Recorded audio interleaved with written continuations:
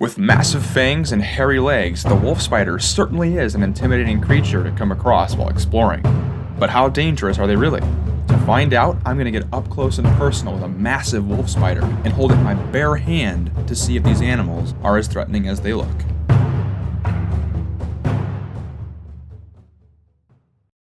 So growing up as a kid, I heard some really crazy stories about wolf spiders. The story I grew up hearing about wolf spiders is that the rabid wolf spider had a venom that would eat away at your arm.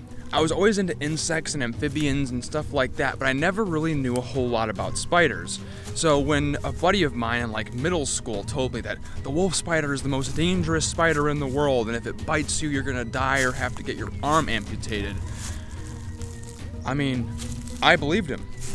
So today I'm looking for wolf spiders. We have two species out here that might do the trick. We've got Carolina wolf spiders and rabid wolf spiders. They both get really big, and for this video I want to free handle a really big wolf spider to see if they're dangerous or not. My search for the wolf spider takes me out to the edge of the woods where the ground is covered in leaf litter. These spiders use the moist dark cover of the leaves as shelter during the day, then come out to hunt once the heat of the sun starts to fade away. If I want to chance an encounter with a massive wolf spider, my best chance is to find large patches of leaf litter and visit them in the evening hours. Alrighty. So, this way, bud. This way. Alright. Oh, there he is. There he is. Come here. So right here we've got a little bitty wolf spider. Hey, bud. I'm gonna stay on camera. I don't know if you can see him, but he's right there. That is a tiny little wolf spider.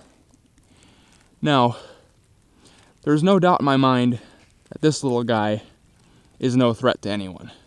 He's too small to do any damage, and he's probably more content running around in these leaves than biting anyway, because he's tiny. Hey, bud. This is one of the things that a wolf spider might be out here eating while they're foraging through the leaf litter. This is a little band-winged grasshopper. These guys are actually like super camouflaged. When they're fully grown, they'll be green, or this specific species anyway. They'll blend in perfectly with the grass out here that grows during the summer, and they are insanely good flyers. Searching for wolf spiders is kind of hit or miss. You can have searches that last 5 minutes, you can have searches that last 3 hours. It really depends on place, time.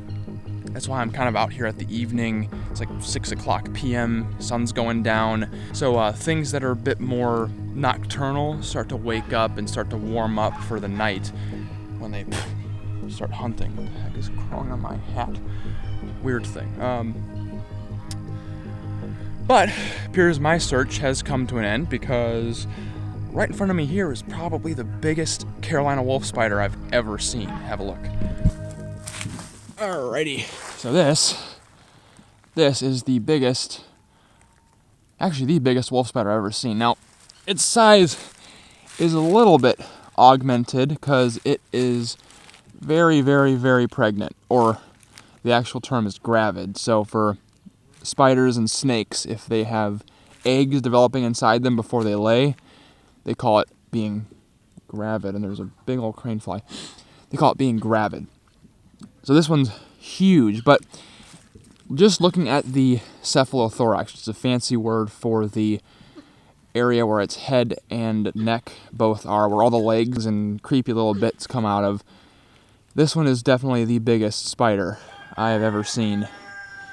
So, since we found what we're looking for, let's find out how dangerous this guy is. So I'm going to go ahead and pick this little guy up with my bare hands, because it seems like he's going to be, or she's going to be pretty calm.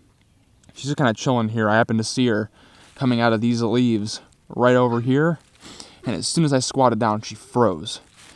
So she's thinking, okay, I've got a big thing right here in front of me. It's too big to eat. But this big thing is not showing an immediate threat, so it's not going to run. She's just watching to see what I do. Wolf spiders are incredibly fast, and if they're startled, they can disappear in a flash. The best way to pick one up in your hand if you decide to chance it is to scoop them up with the leaves they're hiding in. The leaf litter provides a bit of a familiar environment so the spider can be more comfortable during your encounter. This Carolina wolf spider is sitting in my hand and showing no sign of aggressive behavior.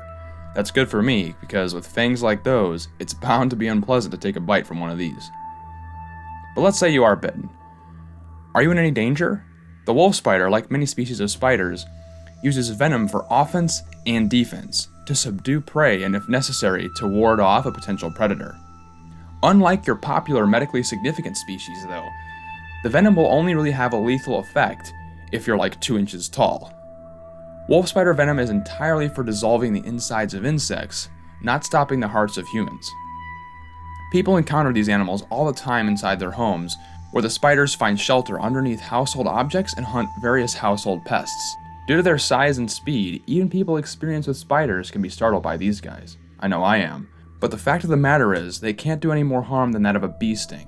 If you do take a bite, it will certainly hurt, and probably itch for a time, but you can put down the phone and rest assured that you won't need any medical attention. Besides, as you can see here, the spider is more likely to run for cover than stand and fight. My final verdict? The wolf spider is an impressive and intimidating animal to meet while out in the woods, and its many legs and huge fangs are enough to make it nightmare fuel. But nightmares are the only place where it can really harm you.